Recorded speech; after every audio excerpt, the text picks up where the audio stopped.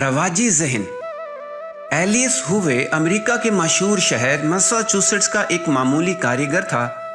وہ سن 1819 میں پیدا ہوا اور صرف 48 سال کی عمر میں سن 1867 میں اس کا انتقال ہو گیا، مگر اس نے دنیا کو ایک ایسی چیز دی جس نے کپڑے کی تیاری میں ایک انقلاب پیدا کر دیا۔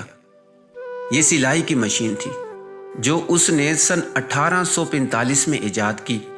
ایلیس ہووے نے جو مشین بنائی اس کی سوئی میں دھاگا ڈالنے کے لیے ابتداءً سوئی کی جڑ کی طرف چھید ہوتا تھا، جیسا کہ عام طور پر ہاتھ کی سوئیوں میں ہوتا ہے۔ ہزاروں برس سے انسان سوئی کی جڑ میں چھید کرتا آ رہا تھا، اس لیے ایلیس ہووے نے جب سلائی کی مشین تیار کی تو اس میں بھی عام رواج کے مطابق اس نے جڑ کی طرف چھید بنایا۔ اس کی وجہ سے اس کی مشین ٹھیک کام نہیں کرتی تھی۔ شروع میں وہ اپنی مشین سے صرف جوتا سی سکتا تھا، کپڑے کی سلائی اس مشین پر ممکن نہ تھی۔ ایلیس ہووے ایک عرصہ تک اسی ادھیڑ بن میں رہا، مگر اس کی سمجھ میں اس کا کوئی حل نہیں آتا تھا۔ آخر کار اس نے ایک خواب دیکھا۔ اس خواب نے اس کا مسئلہ حل کر دیا۔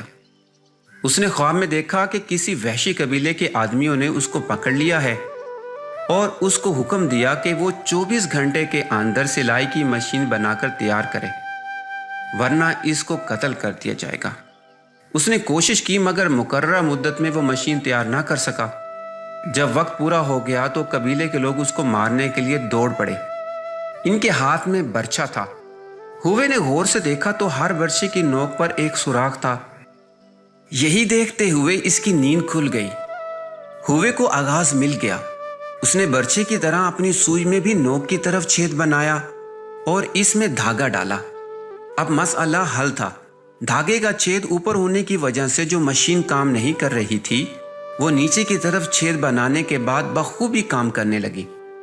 ہووے کی مشکل یہ تھی کہ وہ رواجی ذہن سے اوپر اٹھ کر سوچ نہیں پاتا تھا۔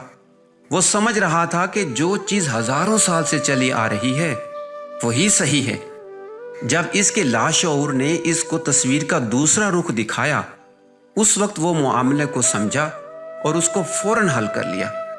جب آدمی اپنے آپ کو ہمتاً کسی کام میں لگا دے تو وہ اسی طرح اس کے رازوں کو پا لیتا ہے جس طرح مذکورہ شخص نے پا لیا۔ مولانا وحید الدین کی کتاب کتاب زندگی۔